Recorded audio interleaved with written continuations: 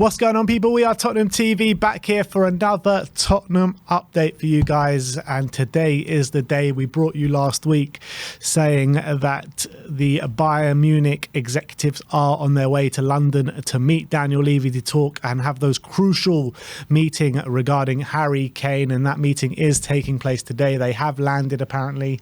And Paul O'Keefe says that it is a lunchtime meeting between Daniel Levy, Nepe, and Driesen. Romano says that crucial hours for Harry Kane deal. Bayern officials are prepared for meeting in London with Daniel Levy, as direct talks will take place with Tottenham. Bayern will offer more than the last €80 million package bid. And a quote from Bayern President Heine says, "We respect Daniel Levy as a professional," whatever that's supposed to mean. And Plettenberg saying that Bayern bosses Driesen and Nepe are on their way to London now to meet Spurs boss Daniel Levy. Nepe has arrived at the airport a few seconds ago, so this tweet was sent out about 2-3 hours ago. Driesen and Nepe, a very good and respectful relationship with Daniel Levy. There are concrete negotiations for days. That's a crucial development compared to the previous weeks. Bayern want to finalise the deal this week, as reported. Kane is only waiting for an agreement between the clubs.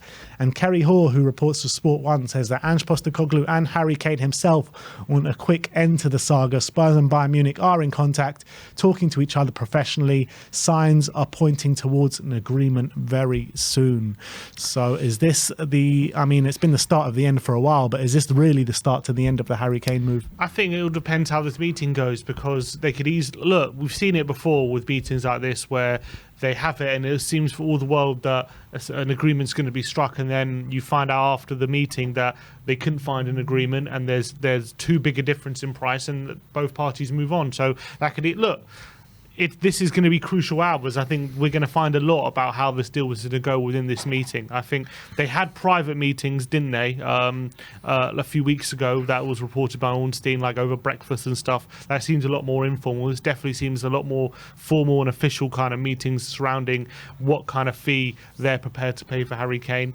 So I guess we'll learn. Look, it's hard to say. We're not in the room, so we don't really know how the meeting's going to go, what's going to be said. We can only go off reports of what the outcome of this meeting is going to be. But we'll learn tonight. I think Levy is going to make it known how not happy he is with the way Bayern have conducted themselves in their pursuit of Harry Kane, in my opinion.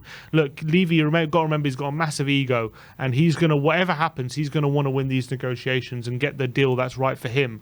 And even though Bayern are thinking, with Kane having a year left of his contract, we're in a weak position, Levy's not going to want to display any sort of weakness in this negotiation, in my opinion. So I think it's still up in the air, in my opinion, even though they're having a meeting, which definitely implies there's a deal to be done. I don't think they're meeting in person if Tottenham were prepared to do a deal.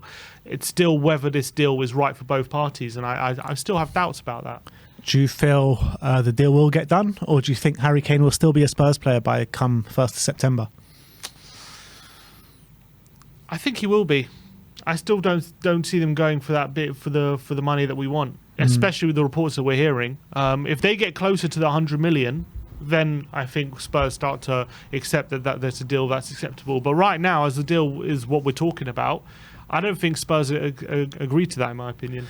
Yeah, I think the deal will get done, to be honest, as much as it's going to pain us all and it's going to be a very dark day in the history of Tottenham, when our lead goal scorer, potentially best player ever, one of the best number nines the Premier League has ever seen, and the best number 9 in world football right now. It's going to be a dark day in our history when he does leave, and I've got a sad feeling that he is going to go in this transfer window, and it's going to be painful for all of us to see. And all we can do is sit here in silence and mourn a minute silence. The loss of Harry Kane, to be honest. No, we're not. I don't think we're there yet. I don't think we're at the point where it's definitely happening. But it could easily, look, we know that Kane wants to leave, and we obviously will be stupid to turn down a big offer with him having a year left in his contract. But the deal has to be right. It has to be a big fee. Otherwise, in my opinion, you're better off keeping him, because it increases your chances of getting back in the Champions League. So I wouldn't take 70, 80 million. I would have to be close to 100 million. That has to be the deal. I think they'll get there, because I don't think that they go this far into these negotiations. Have been going on for so long now. Bayern will know full well what Daniel Levy wants, and I think a compromise or a deal will get done sooner rather than later, to be honest, as much as it's going to pain for us all to see. Next up, let's talk about Tanguy Ndombele, as reports in Turkey say that Galatasaray have made a second offer for Tanguy Ndombele. The fee proposed is more than the 8 million euros that they had reduced the number of years the payment would be made. So I think it's similar fee, but they've just come up with a different payment structure. Is that a bid that I know you wouldn't be accepting it, but is that a bid that Spurs should accept? No, I don't think. Look, unless Ange really doesn't want him around, then I don't think we should accept 8 million for someone like Ndombele. This is euros as well. Yeah, 8 million euros, not a lot of money. Look, to be fair, Galatasaray have shown capabilities with the Zaha deal that I'm sure they're probably paying him a big wage packet. So if they're obviously capable of paying Zaha 200 grand a week, maybe they're going to be able to pay Ndombele close to that. And if that's the case, and it's not a case of Tottenham selling him and still paying a part of his wages as well, then maybe that's something Spurs should look at and think, all right, maybe that's a deal we can accept. Because I don't think we should sell him for 8 million and still be on the hook for some of his wages as well. I don't think that's a deal that should be acceptable for Tottenham, because you might as well keep him and just see if you can get something out of him. But if you can get the wages completely off the books and get a bit of a transfer fee, and really doesn't want him, then I think fine. I think it's better to just go your separate ways and end the saga that is the Ndombele transfer. But for me, if Ange saw something in training before his injury that he thought he could really use, and he thinks he could be an asset we could use this next season, and he wants to give him another go, 8 million is not enough to sway me. Yeah, look, I don't think Spurs go into negotiations or Spurs look to sell Ndombele if Ange wants to keep him. So I think if he does go, if we do accept the bid, I think it's because maybe Ange does have his doubts regarding Ndombele. But I think you're absolutely spot on in what you say. I think the wages are the key thing here, and if they can take all of the wages off our books, Galatasaray, I think it's going to be a good deal to do, because that's been the struggle over the past couple of years. I don't think it's been a struggle, getting a minimal fee in for Ndombele. I think that's possible from anyone, to be honest. But the thing is, the sticking point has always been the wages. 200 grand a week he's on here at Tottenham, and it's way too much. No one should have signed that off at the first place. And I think that if Galatasaray are willing to take those wages, I think we should bite their hands off to be honest. So last but not least, we're going to talk about Davinson Sanchez, and the Mail are reporting that Nottingham Forest are interested in signing Tottenham centre-back Davinson Sanchez. A number of clubs looking at him, to be honest, this summer. The Russia deal he didn't want to go there. There are interests from Spain and now the Premier League as well, but hopefully a deal can get done sooner rather than later. But the clock is ticking. Yeah, look, not long till the season starts. If you're Forest, you probably want him before the start of the season as well. But you would think if there's real interest from Forest, like, a deal could be done very quickly considering the fees involved. Tottenham don't exactly want massive amounts of money. Sanchez is happy to leave.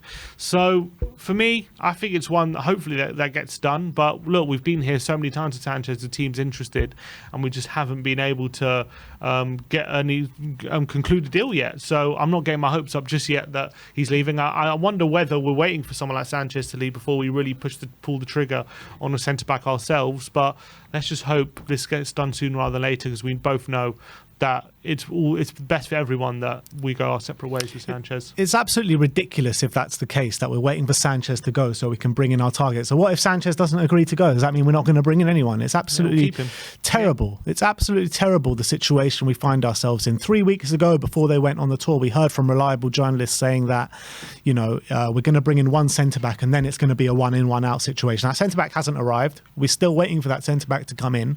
And for us to be held back just because we can't get players like Davinson Sanchez out for a minimal fee is absolutely ridiculous. Just get your targets in so we can start preparing properly for next season, and they can start integrating with the squad and getting to grips with Ange Postecoglou and the way he likes to play his football. Mm-hmm. And then concentrate on the players you've got coming out. You've got until September the 1st to concentrate on players that going out. Just concentrate on the players that we need so desperately to integrate with the squad. It's absolutely ridiculous the way we're doing our business. I agree. Just Just smacks of, mad. again, lack of long-term planning, which this club have been guilty of. I mean, off the pitch they haven't, but on the pitch, it's just been negligent decisions and no decisions, and a lack of long-term planning and long-term foresight. And now we're here 2 weeks away from the season starting, and our most pressing issue in the whole team is still as bad as it's ever been. Yeah. Still haven't replaced Jan Vertonghen. Still haven't replaced Toby Alderweireld. And how long ago did they leave? 4 years ago now. Ridiculous. Absolutely ridiculous. But this is Tottenham Hotspur, ladies and gentlemen. But thank you, everyone, for joining us today. We'll see you all very soon. Like, subscribe and comment. And as always, come on you Spurs.